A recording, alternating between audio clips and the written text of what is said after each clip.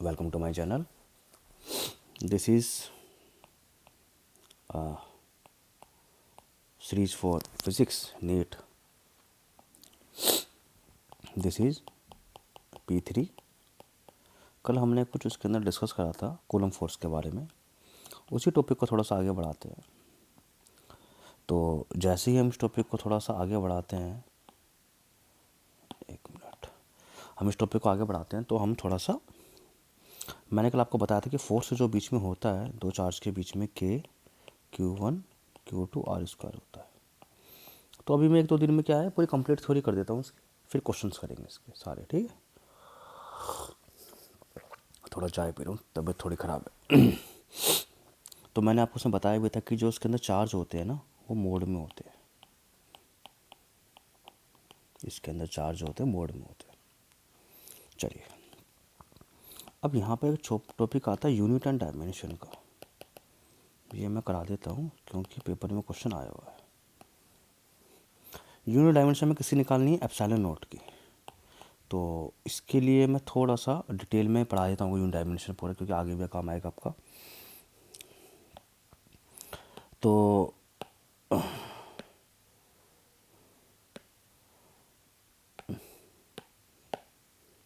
जैसे हम बात करते हैं, एक हमारे पास एक चीज़ होती है लेंथ,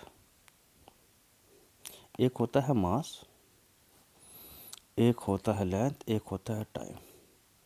तो जो उसकी यूनिट होती है मीटर होती है, किलोमीटर होती है, सेंटीमीटर होती है. ऐसी मास की यूनिट किलोग्राम होती है, ग्राम होती है. टाइम की यूनिट सेकंड होती है, मिनट होती है, ये आवर होती है. बट अगर आप दिस इज कॉल्ड यूनिट, पर अगर आप डायमेंशन की बात करोगे तो इसके लिए हम एल लिखते हैं, इसके लिए हम एम लिखते हैं, इसके लिए हम टी लिखते हैं. मैंने आपको बताया था कि मैं बड़ा डिटेल में पढ़ाऊँगा इन चीज़ों को, क्योंकि एक ही बार बनेंगी वीडियोस और फिर फाइनल रहेंगी. चलिए, तो यहाँ पे हम थोड़ा सा और टॉपिक को बढ़ाते हैं. जैसे मानते हैं हम डिस्टेंस और डिस्प्लेसमेंट, डिस्टेंस या फिर displacement, both are distance covered by the body या path covered by the body, it will find out by length L. पहली बात. ठीक है. अब जैसे मैं स्पीड की बात करता हूँ, स्पीड का फॉर्मूला तो उसका होता है change in distance upon change in time. अगर मैं सीधा सीधा लिखूँ अभी थोड़ी देर के लिए, क्योंकि बाद में डिस्कस करेंगे चेंज का मतलब क्या होता है. Distance upon time L by T, answer is L T minus one. आपको थोड़ा बेसिक बता देता हूँ ताकि सब चीज़ों में प्रॉब्लम ना आए. वेलोसिटी का 4 अगर हम देखें फॉर्मूला, डिस्प्लेसमेंट अपॉन टाइम. इसके लिए भी डिस्प्लेसमेंट भी लेंथ में नापते हैं, टाइम हमारा टी में नापते हैं. आंसर हमारा एल टी माइनस वन होता है. 4 बात हो गई. एक है हमारा acceleration which is equal to velocity upon time, velocity upon time. तो एल टी माइनस वन और T, this is called L T minus two, L T minus two. ये हमारा फॉर्मूला होता है. अगर हम यहाँ पर एक देखें फोर्स, फोर्स का फॉर्मूला होता है मास इंटू एक्सेलरेशन. तो मास के लिए क्या होता है, एम. एक्सेलरेशन कितना होता है एल टी माइनस टू. तो आप ये याद कर लो आज कि फोर्स की dimension M L T minus two होती है. इसके लिए ही मैंने सारा आपको बताया है. ठीक है. तो एक हमारे पास distance, displacement, speed, velocity, acceleration, force. तो सिंपल सा आप इसको अच्छी तरह से याद कर लो कि भाई डायमेंशन जो फोर्स की होती है वो M L T minus two होती है. आइए, अब हम इस टॉपिक की बात करते हैं इलेक्ट्रोस्टैट की. मैंने आपसे बताया कि फोर्स जो होता है के Q1 Q2 R² होता है, और जो के का फॉर्मूला होता है वो होता है 1/4 pi epsilon not Q1 Q2 by R². तो अब हमें निकालना क्या है एप्सिलॉन नॉट. तो डायमेंशन अगर हम इसकी निकालेंगे, ये बनी हमारे पास. तो अगर हम यूनिट की बात करें या डायमेंशन की बात करें, चलो तो डायमेंशन के लिए एक डायमेंशन और मैं बताता हूँ, वो है चार्ज की। तो उसे निकालने के लिए आपको फॉर्मूला याद करने का पड़ेगा, I is equal to Q by T, Q is equal to current into time. Current को नापते हैं हम एम्पियर में, टाइम को नापते हैं टी से। तो उसका जो डायमेंशन होती है वो चार्ज की होती है ए टी, याद कर लो। फोर्स की डायमेंशन होती है M L T minus two. तो ये दो डायमेंशन आपको याद यूज़ होती रहेगी चैप्टर के अंदर।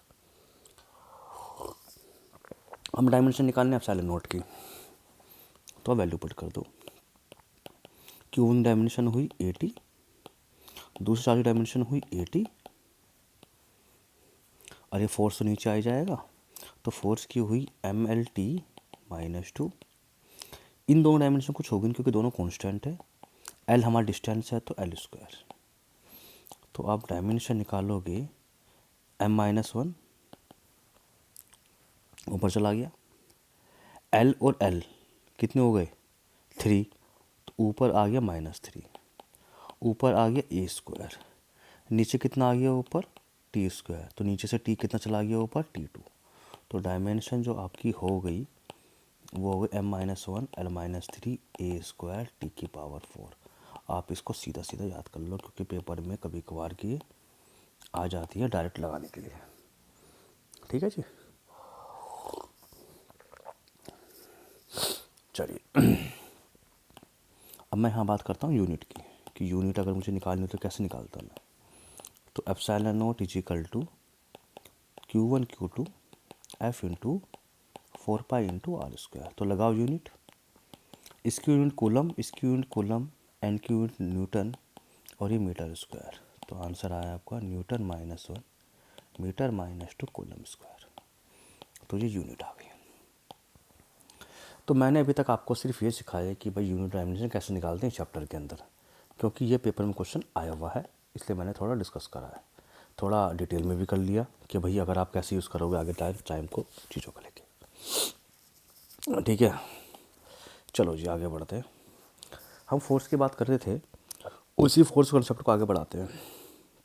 देखो यहाँ पे मैं आपको जो थ्योरी पढ़ा रहा हूँ ना, वो एक तरह से क्या है कि सार है सबका, मतलब सबका एक समरी टाइप है।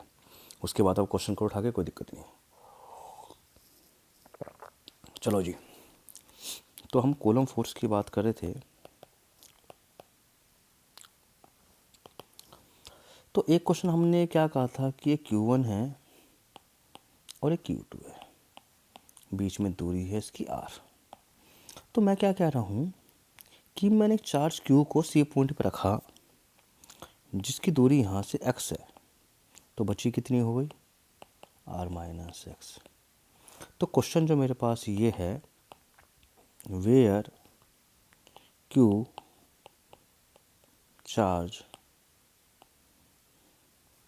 should be placed for system remain equilibrium. कि सिस्टम क्या रहे पूरा का पूरा इक्विलिब्रियम में रहे। तो जो हम इक्विलिब्रियम में रहेंगे इसका मतलब क्या है, इक्विलिब्रियम का सिंपल सा मतलब होता है force on the charge is zero. तो जैसे मैं इसको ए मान लेता हूँ, इसको मैंने बी मान लिया, ये है मेरे पास सी है ही। तो फोर्स अगर मैं निकालूँ सी पर ए के द्वारा, this is called F A, C पे निकालूँ बी के द्वारा, this is called F B. तो इन दोनों का जो नेट है फोर्स वो जीरो होगा, because system is remain equilibrium. तो charge will not move, charge move नहीं करेगा। तो इसके लिए मैंने क्या करा, ये करा। अच्छा, तो जैसे ही आप चार्ज की डायरेक्शन देखोगे, ये हमारे पास प्लस है, ये हमारे पास प्लस है। ए ने सी पर एक फोर्स लगाया और वही पॉजिटिव, तो उठा के बाहर फेंक दिया, ऐसे रिपल्सिव कर दिया। ऐसे बी ने सी पे लगा दिया फोर्स और ऐसे इसको ऐसे बना दिया। तो there are two type of force, जो एक ऐसे लग रहा है रिपल्सिव में बाहर जाता है। तो जो नेट फोर्स होता है, आप याद कर लो, जो इधर होता है वो पॉजिटिव होता है, जो इधर होता है वो नेगेटिव होता है। तो उसका जो नेट आंसर हुआ वो होगी F minus F B, which should be equal to zero, because system जो है क्या है, इक्विलिब्रियम पे है।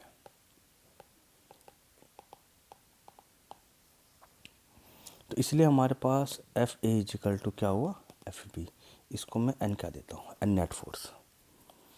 तो अब आप सीधा सीधा वैल्यू पुट कर दो कि एफ ए का मतलब क्या है, चार्ज एट ए, रखो उसको Q1, चार्ज एट सी, क्योंकि ए ने लगाया सी पर, तो Q, बीच की दूरी x square is equal to k Q2, this is charge Q, r minus x का होल स्क्वायर।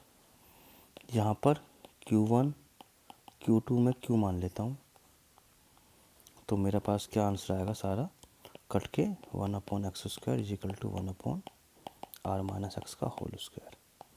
इसको आप स्क्वायर रूट ले लोगे यहाँ पर, इसको आप खोलोगे नहीं, स्क्वायर रूट बोथ साइड, जिसकी वजह से हमारे पास